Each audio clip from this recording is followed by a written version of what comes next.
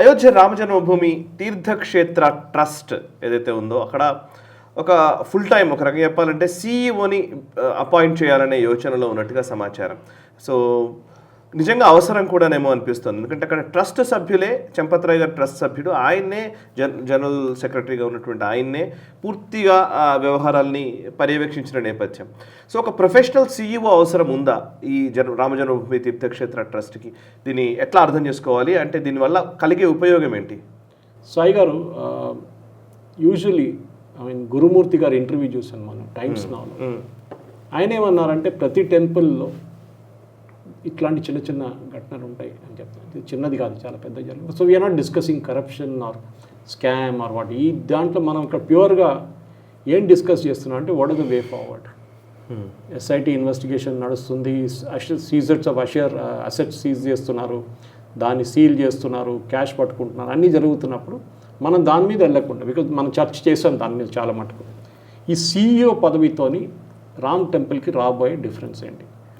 ఒకటి చాలా మటుకు మనం అర్థం చేసుకోవాల్సిన సాయి గారు, ఈ రామ్ జన్మభూమి తీర్థ క్షేత్ర ట్రస్ట్ ఇది ఏంటని, ఎక్కడి నుంచి వచ్చింది, ఎట్లా ఇది ఫామ్ అయిందని, హూ రన్స్ ఇట్, అండ్ డిఫరెంట్గా మన తిరుమలలో ఉన్న వైష్ణోదేవి లాగానో లేకుంటే జగన్నాథ్ టెంపుల్లో ఉన్న ఆ ట్రస్ట్ కానీ డిఫరెంట్గా ఏముంది.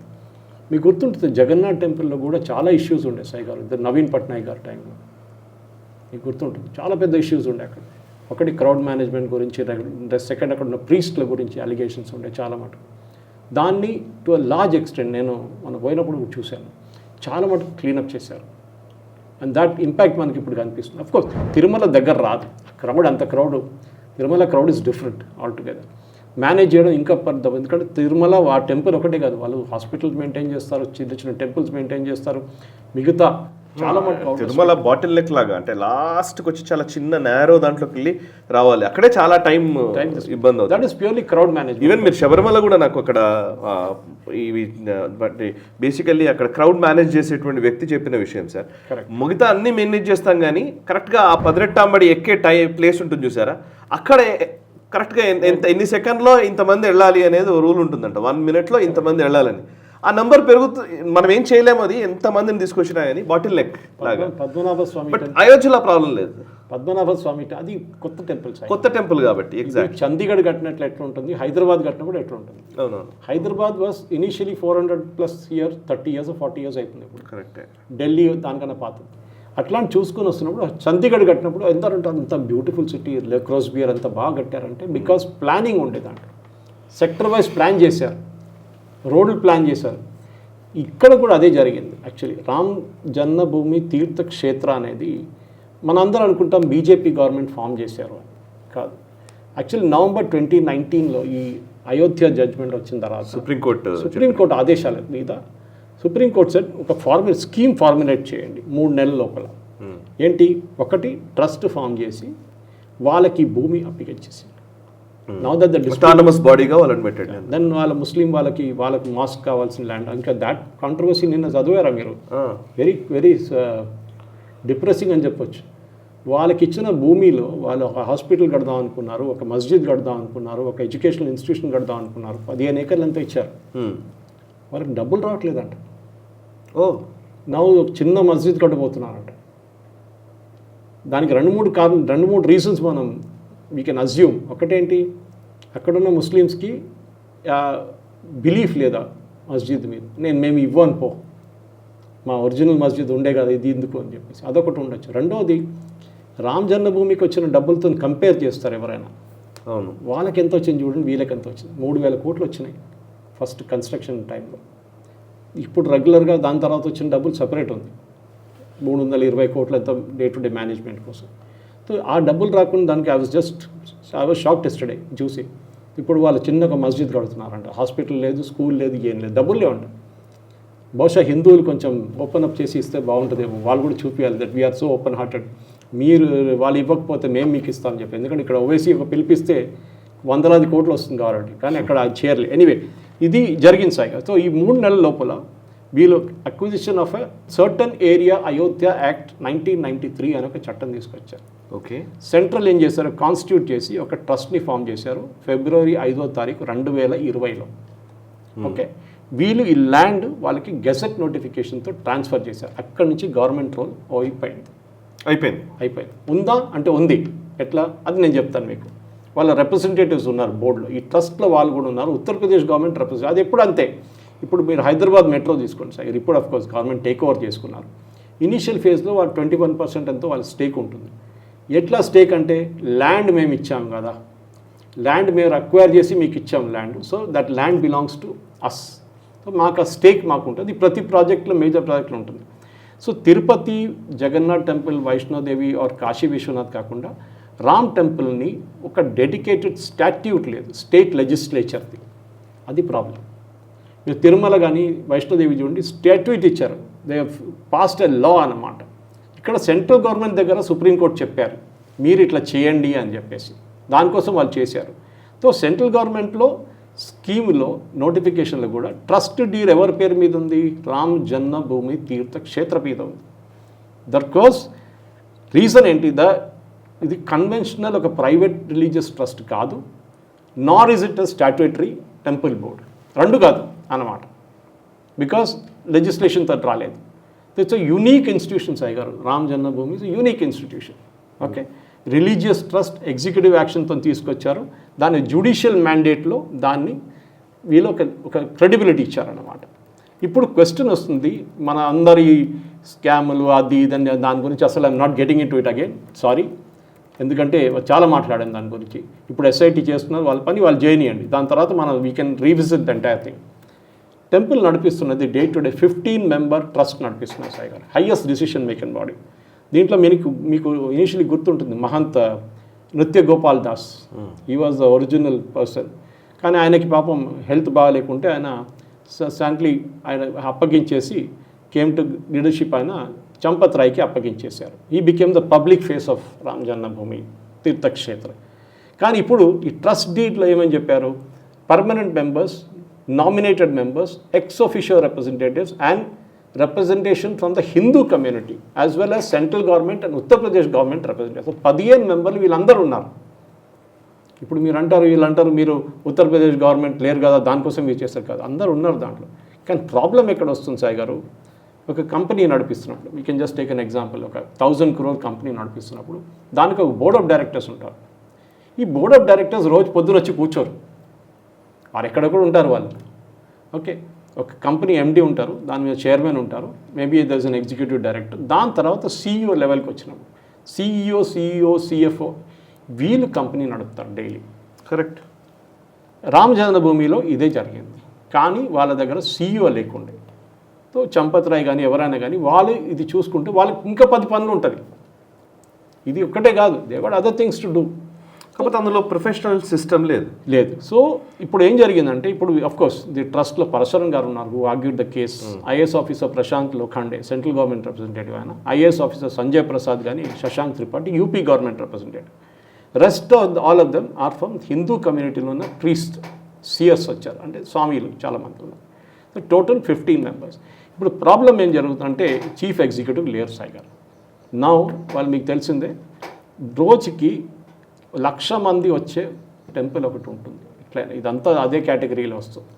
ఓకే, సో డొనేషన్ అది మనకి ఈ ఫౌండర్ లెడ్ మోడల్ అంటారు. ఇప్పుడు మనం టెంపుల్స్ ఒక ఫౌండర్ ఉంటారు ఒక టెంపుల్కి, ప్రైవేట్ టెంపుల్స్కి ఫౌండర్ లెడ్ మోడల్ నుంచి నడిస్తే నడవదు. This has to come under the CEO model. ఇక్కడ జరిగింది ఏంటంటే, కన్స్ట్రక్షన్ టైం నుంచి మన ప్రాణప్రతిష్టకి వెళ్ళినప్పుడు ఒక సీమ్లెస్ టేక్ ఓవర్ జరిగింది. కన్స్ట్రక్షన్ ఎవరు నడిపించారో అది ఇంకో బోర్డు నడిపించారు.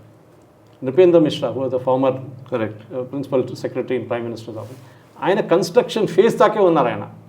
దాని తర్వాత హీ ఈజ్ నాట్ దేర్. దాని తర్వాత వాళ్ళు అప్పగించేశారు. Now it comes. ఇంకోటి రెండవది సాయి గారు, ఎందుకంటే పిల్గ్రిమేజ్ సెంటర్ ఇట్లాంటిది 1,00,000 మంది రోజుకి వస్తున్నప్పుడు ఇట్స్ డిఫికల్ట్ టు మేనేజ్, మీరు ఒక సిస్టమ్ లేకుంటే. రెండవది recruitment in the temple. Tirumala Tirupati దేవస్థానంలో కాంట్రవర్సీ జరిగింది సాయి గారు, మీకు తెలుసు. కొంతమంది క్రిస్టియన్స్ని తీసుకున్నారు అని చెప్పేసి, ఈవెన్ మన శ్రీశైలంలో కూడా అదే అలిగేషన్ ఉండే. Some of them turned out be correct, వాళ్ళని తీసేశారు ఉద్యోగం నుంచి. తర్వాత ఉద్యోగం అంటే ట్రాన్స్ఫర్ చేశారు ఇంకోటి, because mandate was it should be Hindu, practising Hindu అని ఉండే. ఇక్కడ రిక్రూట్మెంట్కి రూల్ లేకుండే, which is a big lacunae, పెద్ద ఒక తప్పు. అది జరగాలండేది. మన ఈవెన్ ఒక చిన్న IT కంపెనీలో సాయి గారు రిక్రూట్ చేసినప్పుడు ఒక పాలసీ ఉంటుంది, ఎవరిని తీసుకోవాలి, ఎక్స్పీరియన్స్ ఎంత ఉండాలి, జాబ్ డిస్క్రిప్షన్ ఏంటి, బ్యాక్గ్రౌండ్ చెక్ ఏంటి, ఇదన్నీ చూసుకుంటారు.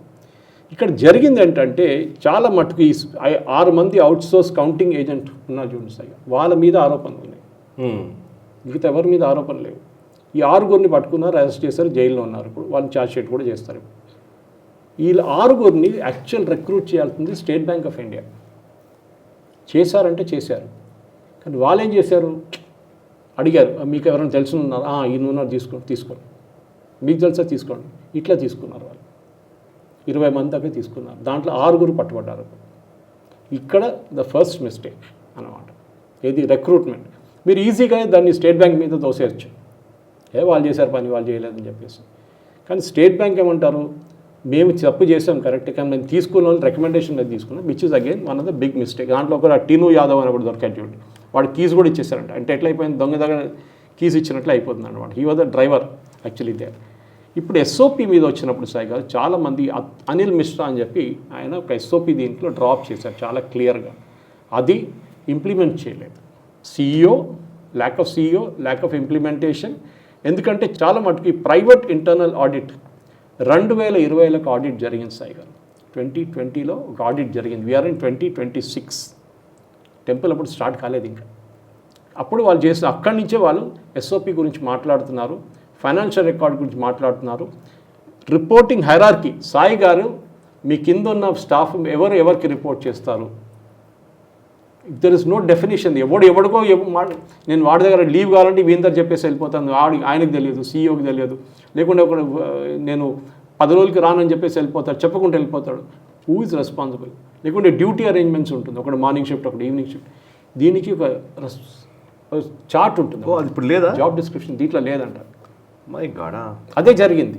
ఎస్ఓపి ఉందంటే ఉంది, ఇంప్లిమెంట్ చేయాలి కదా సాయి గారు. మీరు ఒక చాలా బాగా డ్రా చేసి ఒక ఏం చెప్తారు హైరార్కియల్ మోడల్ డ్రా చేసి పెట్టేస్తే అయిపోతుందా? దాన్ని ఇంప్లిమెంట్ ఎవరు చేస్తున్నాను చూడాలి. నాకు తెలుసు, ఎందుకంటే ఐ ఆల్సో రాయన్ ఛానల్, జనం టీవీ నడిపించాను కదా. అప్పుడు ఐ వాజ్ CEO. 160 మంది ఎంప్లాయీస్ ఉన్నాయి, అంత పెద్ద నంబర్ కాదు. దాంట్లో బ్యూరోస్ ఉన్నాయి, దాంట్లో రెగ్యులర్ స్టాఫ్ స్టూడియోస్ ఉన్నారు, స్టాఫ్లు ఉన్నారు, రిపోర్టర్స్ ఉన్నారు, editors, the entire lot. So you will have నాకు CEO కానీ నా కింద ఎడిటర్ ఉంటారు, చీఫ్ ఎడిటర్. ఆయన కింద వాళ్ళ మనుషులు ఉంటారు, చీఫ్ వీడియో ఎడిటర్ ఒకరు ఉంటారు, ఇక ప్రొడక్షన్ హెడ్ ఒకరు ఉంటారు, కెమెరా హెడ్ ఒకరు ఉంటారు. This is not done. ఇప్పుడు జరిగింది. ఇప్పుడు చాలా మటుకు CEO ఇప్పుడు ట్రస్ట్ని పెట్టి ఇప్పుడు CEOతో మొదలు పెడుతున్నారు. సో చాలా మటుకు వీళ్ళు మోడల్ ఫాలో చేయాల్సి, మీరే చెప్పారు సాయి గారు, I think I really liked it. Tirumala model మన దగ్గర, తిరుమలలో ఫస్ట్ ఇనీషియల్ స్టేజ్లో చాలా గొడవలు జరిగాయి. దాని తర్వాత క్లీనప్ కోసం వచ్చిన 2-3 CEO. యాక్చువల్లీ ఇక్కడ మనం ఖచ్చితంగా మాట్లాడకుండా ఒక వ్యక్తి ఉన్నారు సార్, మనం ఇవాళ నిజంగా స్మరించుకోవాలి ఆయన్ని. పివిఆర్కే ప్రసాద్ గారు, రిటైర్డ్ IAS. ఆయన తిరుమలలో ఆయన ఒక మోడల్. ఈరోజు మనం మాట్లాడుతున్నటువంటి మెట్ల దారి దగ్గర నుంచి, అక్కడ వాటర్ దగ్గర నుంచి, కైంకర్యాలు, సేవా కార్యక్రమాలు, క్రతువులు, ఇవాళ క్యూ కాంప్లెక్స్లు, క్యూ మేనేజ్మెంట్, ఇవన్నీ కూడా నిజానికి పివిఆర్కే ప్రసాద్ గారి హయాంలో మొదలైనవి. కానీ అద్భుతంగా కంటిన్యూ చేసిన వాళ్ళలో మనకు తెలిసిన వాళ్ళే IYR కృష్ణారావు గారు అండ్ LV సుబ్రహ్మణ్యం గారు. వీళ్ళిద్దరూ మనకు ఇప్పుడు కళ్ళ ముందట ఉన్నటువంటి సాక్ష్యాలు, వాళ్ళ ఎక్స్పీరియన్సెస్ మనకు తెలుసు. నిజానికి మాడితే TTDలో పనిచేసినటువంటి అద్భుతమైన భక్తి భావనలు కలిగినటువంటి ఈవోలుగా పనిచేసినటువంటి వాళ్ళ సేవల్ని నిజంగా తీసుకోవచ్చు సార్ అయోధ్య. అదే చెప్తున్నాను. సో దట్ అట్లీస్ట్ కన్సల్టెంట్ బేసిస్లో తీసుకోవచ్చు. ఈ may not be full time. ఇప్పుడు LV సుబ్రహ్మణ్యం గారి దగ్గర ఈ ఏజ్లో మీరు అక్కడ వెళ్ళి అయోధ్యలో డే టు డే కూర్చోవాలంటే కాదు. ఎక్స్పర్ట్స్ సార్ వాళ్ళు, అదేంట్రా. So what you can do, you can take their expertise. కావాలంటే CEO ఓవర్సైట్ కమిటీ ఒకటి పెట్టచ్చు. CEO day to day function చూసుకుంటారు. ఆయనకి 10 పనులు, 20 పనులు, 30 పనులు ఉంటాయి రోజుకి. IAS ఆఫీసర్ లెవెల్లో డిఫరెంట్. సాయి గారు వీళ్ళు సర్వ్ చేసినప్పుడు వీళ్ళందరూ IAS ఆఫీసర్. అవును, IAS ఆ చట్టం కింద ఉన్నారు వాళ్ళు, వాళ్ళకి పవర్స్ ఉన్నాయి. బట్ మీరు ఇక్కడ ప్రైవేట్ ట్రస్ట్లో ఉన్నారు. కరెక్ట్, అదే problem. You don't have that power. IAS ఒకరిని ఫైర్ చేయడానికి, ఒకరిని హైర్ చేయడానికి మీకు పవర్ లేదు. So you are functioning and private trust, కానీ దాన్ని ప్రొఫెషనల్గా నడిపించాల్సి వస్తుంది. మీరు వాటికన్ చూడండి సాయి గారు, వాటికన్లో ఉన్న కరప్షన్ ఇంకెక్కడ లేదు. నేను చెప్పలేదు. డిఫరెంట్ టైమ్స్ డిఫరెంట్ పోప్స్ ఎంతోమందిని సాక్ చేశారు. ఫైనాన్షియల్ మిస్డిమినర్ కానీ, సెక్షువల్ మిస్డిమినర్ కానీ, మిగతా దాంట్లో చాలామందిని సాక్ చేశారు. అండ్ వాటికన్ ఒక పక్కా ప్రొఫెషనల్ కార్పొరేట్ స్టైల్లో నడిపిస్తారు వాళ్ళు. చెప్పడానికి Jesus Christ is the chairman and managing director, కానీ అక్కడి నుంచి మిగతా అంతా Pope is directly speaking to the God. Okay Jesus. So అట్లాంటి హైరార్కీ వాళ్ళు బిల్డప్ చేశారు. ఎన్ని చర్చెస్ ఉన్నాయి సాయి గారు వాళ్ళకి. సో ఆ మేనేజ్, ఇప్పుడు మీరు ఆలోచించండి, if you are the CEO of that, you will really go mad. ఎందుకంటే డబ్బులు గట్ లాట్ ఆఫ్ క్యాష్. దాన్ని ఎట్లా నడిపిస్తున్నారు, ఏం చేస్తున్నారని చాలామంది తిన్నారు డబ్బులు with in Vatican also. Vatican కాకుండా మిగతా జాగ్రఫీస్లో కూడా జరిగింది ఇది. సౌత్ అమెరికాలో జరిగింది, స్కాండల్స్ జరిగినాయి. యూరోప్లో స్కాండల్స్ జరిగినాయి. ఎట్లా మేనేజ్ చేశారు, ఎట్లా స్కాన్ చేశారు, ఎంత సాక్ చేసేస్తారు వాళ్ళని ఎవరు అడగరు. రామ్ జన్మభూమి దగ్గర అడిగిన ప్రశ్నలు బిలీవర్స్ చర్చ్ గురించి అడగరు. మొన్న యూపీలో ఒక మస్జిద్లో ఎక్కడో 100 కోట్లు కొట్టేశారంట. వాళ్ళు కంప్లైంట్ చేశారు. ఎవరు ముస్లిమ్స్ కంప్లైంట్ చేస్తున్నారు, మేము ఇచ్చిన డబ్బులు కనిపించట్లేదు ఇప్పుడు. అప్పుడు ఆలోచించండి. సో ఈ అలిగేషన్ ఏంటంటే ఇదొక బీజేపీ వ్యతిరేకంగా వాడుకోవడానికి ఉన్న స్ట్రాటజీయో, ఇది విహెచ్పి వ్యతిరేకంగా వాడుకున్న స్ట్రాటజీయో, మీడియా దీని మీద ఓవర్ బోర్డ్ పోతుంది, విచ్ ఇస్ కరెక్ట్. మీరు మీడియాని, ఎస్పెషలీ లెఫ్ట్ వింగ్ మీడియాని ఎక్స్పెక్ట్ చేయకండి. వాళ్ళు మీకు సింపతి ఉండదు వాళ్ళ దగ్గర. They are waiting for this opportunity. దీంట్లో రేపు ఇదంతా అయిన తర్వాత కాదు ఇది ఇంతే జరిగిందంటే అప్పుడు మళ్ళీ క్వశ్చన్ అడుగుతారు. అంత ఇదంతా ఫిక్సింగ్ అయిపోయింది లోపల నుంచి, మ్యాచ్ ఫిక్సింగ్ అయింది. ముందే ఫస్ట్ అసలు ఒక పెద్ద అభియోగాలు మోపితే దాంట్లో ఏది తగ్గినా కానీ వాళ్ళకు దాన్ని సాయి గారు చాలా మటుకు ఇక్కడ జరగాల్సింది అంటే ఇప్పుడు జరిగిందంతా జరిగింది, ఇప్పుడు ఏం చేయలేం మనం. కానీ ఫైనల్ డిసిషన్ CEO లెవెల్, ఇప్పుడు ముగ్గురిని పెట్టి ఒక కమిటీని పెట్టారు. వీళ్ళందరినీ తీసుకొచ్చి CEO లెవెల్లో కూర్చోబెట్టి they should be professional representation Sai గారు, అప్పుడు జరుగుతుంది. కరెక్ట్. ఈ వీడియో మీకు నచ్చినట్టయితే లైక్ చేయండి, 10 మందికి షేర్ చేయండి. అలాగే కామెంట్ల రూపంలో మీ అభిప్రాయాలను మాతో పంచుకోండి. Nationalist hub group of channels ను సబ్స్క్రైబ్ చేసుకుని తెలుగునాట జాతీయవాద జర్నలిజాన్ని ప్రోత్సహించండి. ఈ వీడియో కింద ఉన్న బెల్ ఐకాన్ పై క్లిక్ చేయడం మర్చిపోవద్దు.